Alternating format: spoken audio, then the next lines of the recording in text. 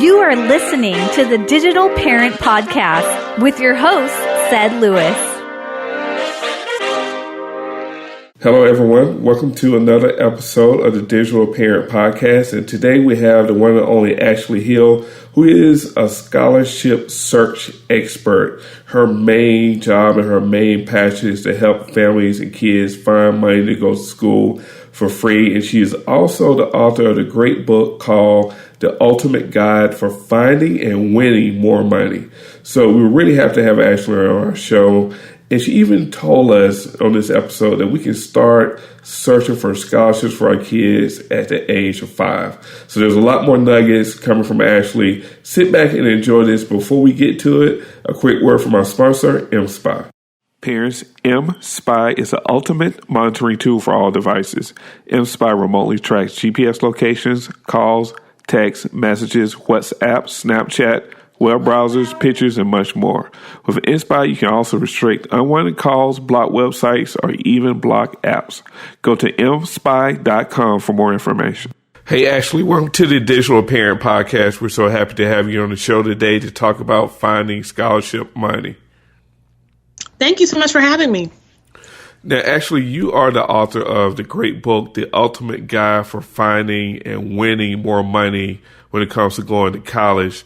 Kind of give us your background. How did you become interested in searching for scholarship money and helping families and students finding money?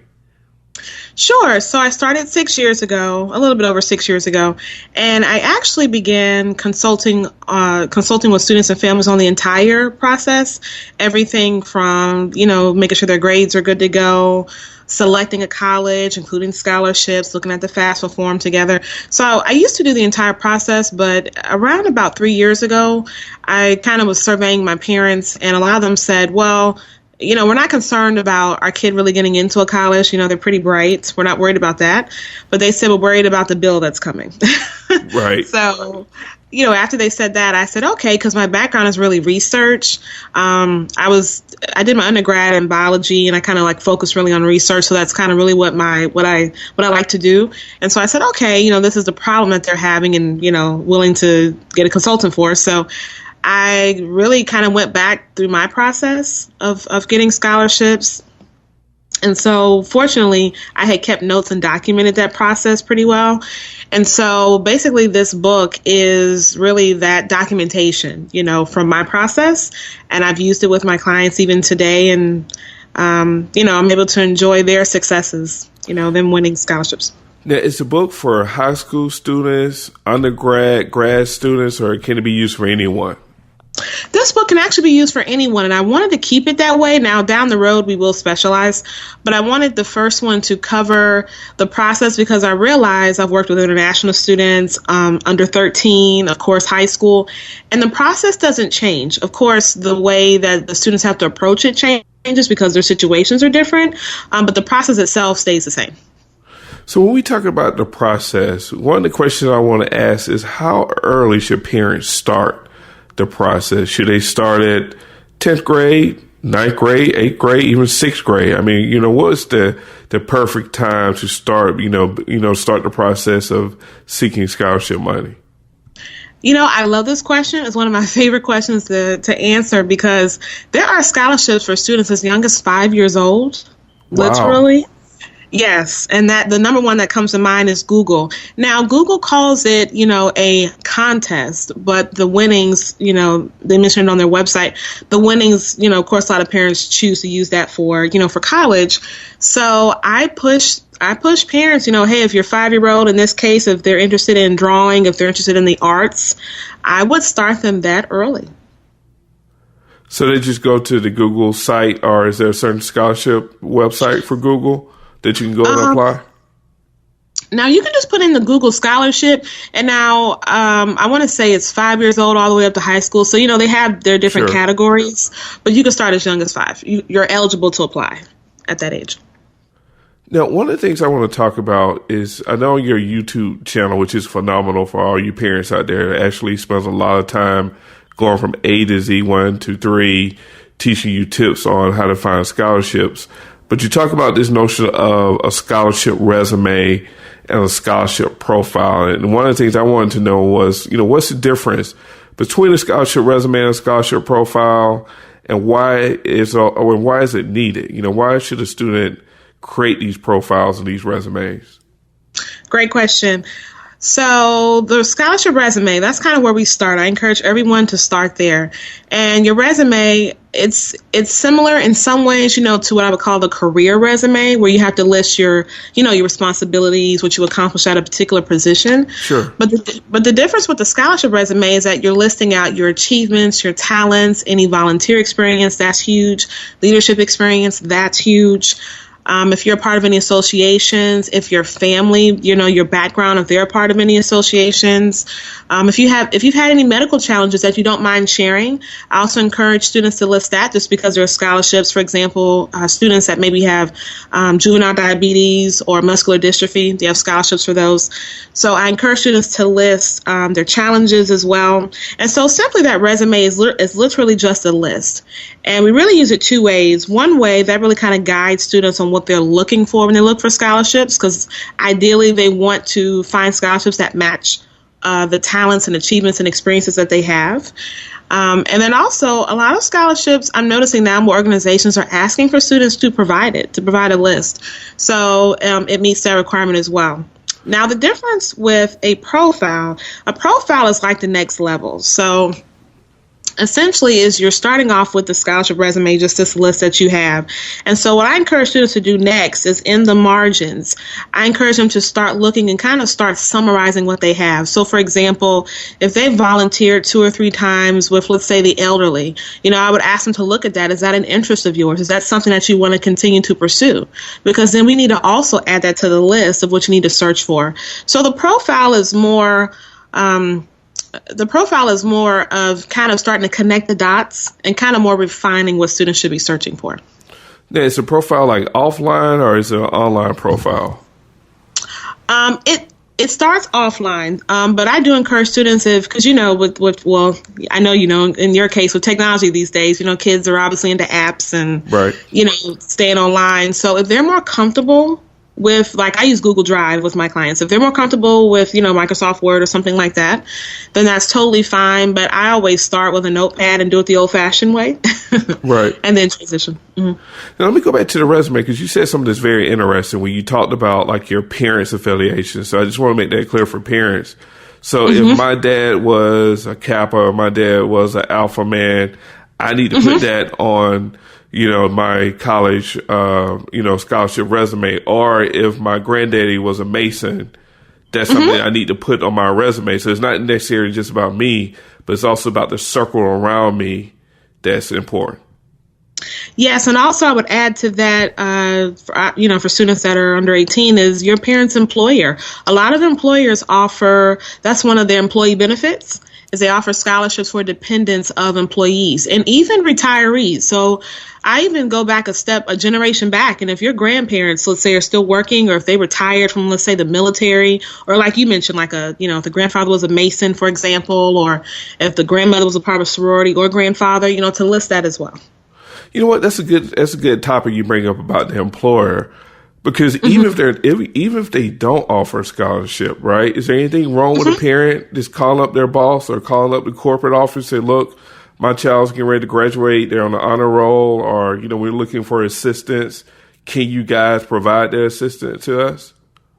Yes, that's a great thing to do, and I encourage parents. And also, something I've kind of learned a little bit more recently is that for some employers, like you said, they may not offer a scholarship, but they may have an agreement, what they call a tuition reduction program. So let's say if you agree to go to this specific college, just the fact that you're a dependent of an employee, you could qualify for a reduced tuition. That's great. Now, another thing that you talk about on one of your YouTube videos, you talk about the great need of having a scholarship resource team. And I just want to know, like, who consists of that resource team? Is it your mom or your dad, your extended family? Is it your parents' coworkers? Is it your church community? So who's the team that should be, a part of the scholarship search?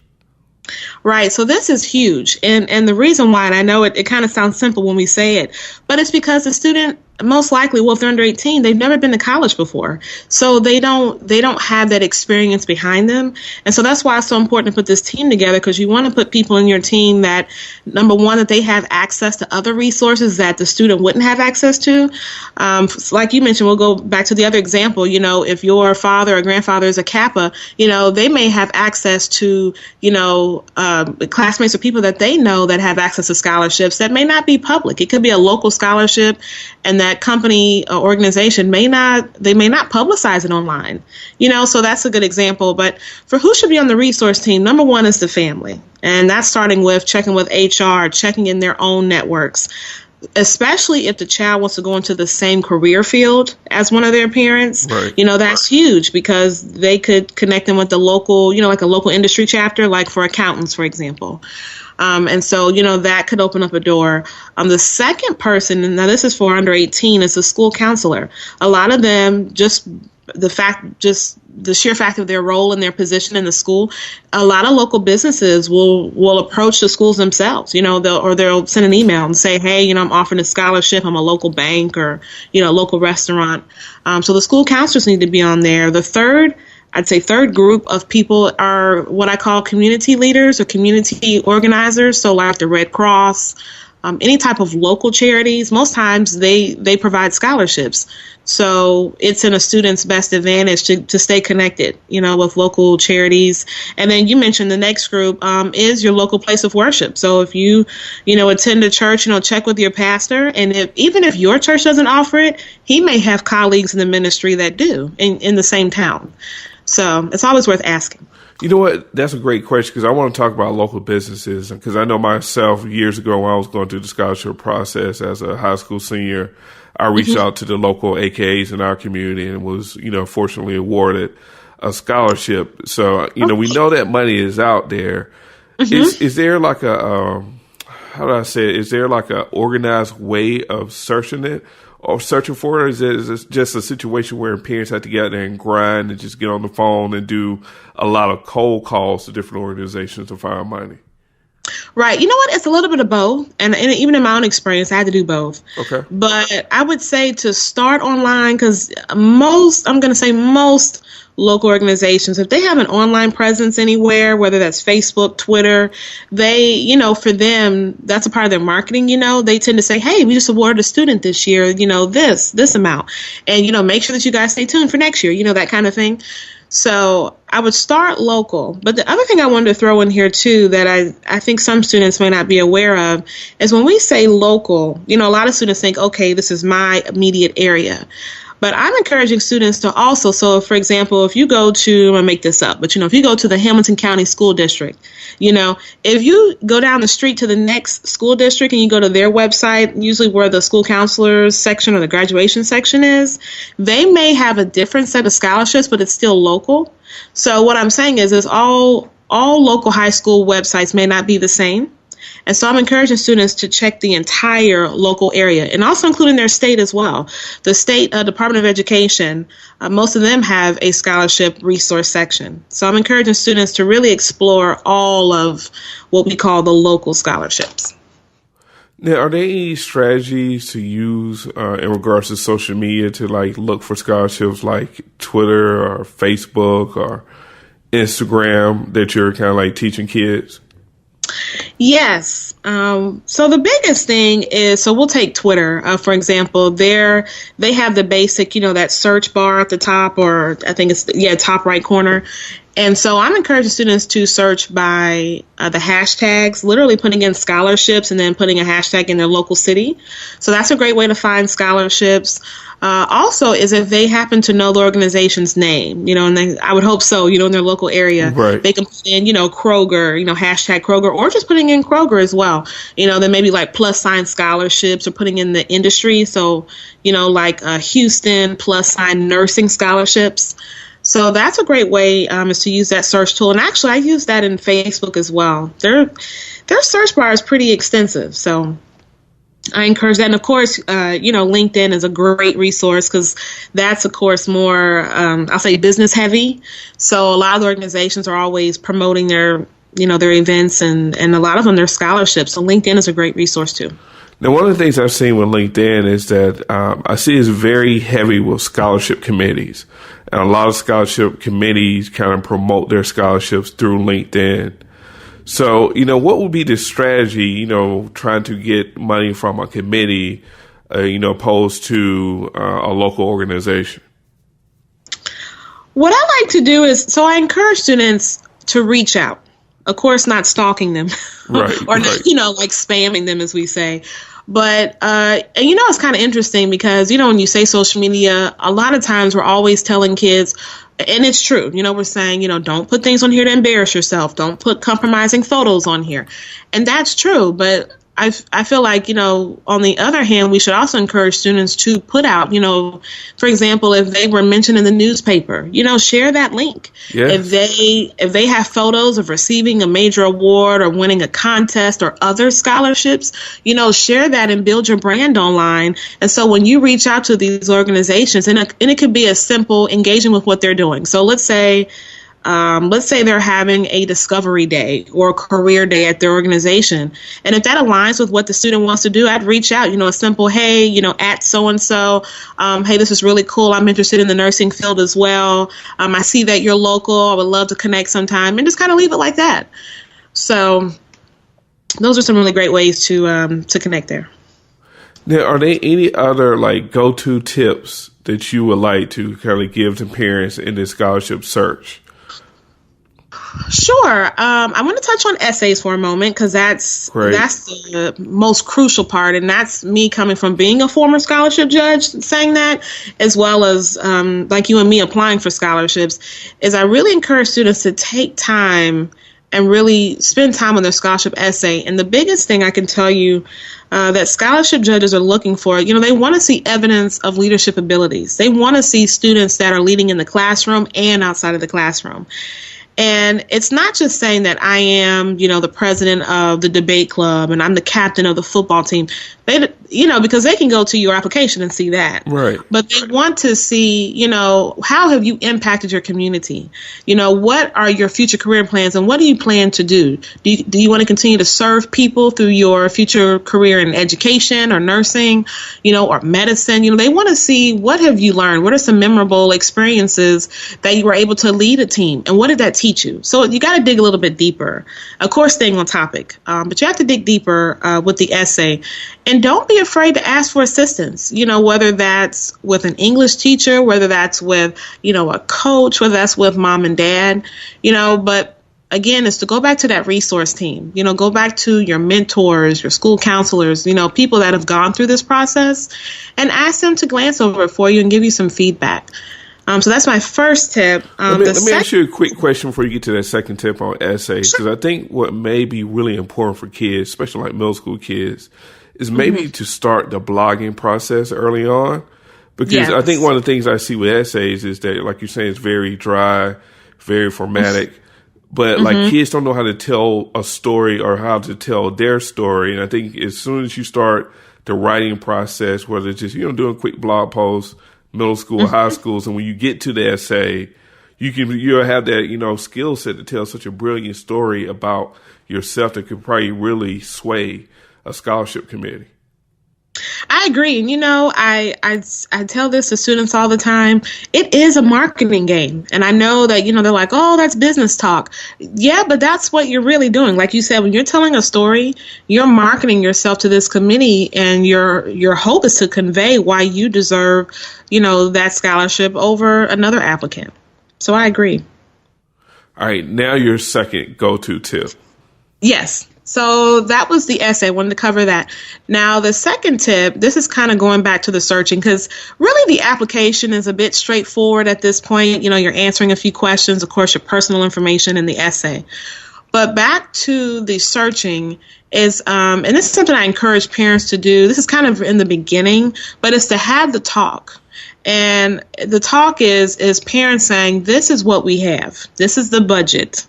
If you need to go over the budget or want to, depending on the school, then we need to work together. We need to pull in some more resources. And hopefully that doesn't include student loans, because you don't want students to leave with debt. It happens, but, obviously we want to minimize that.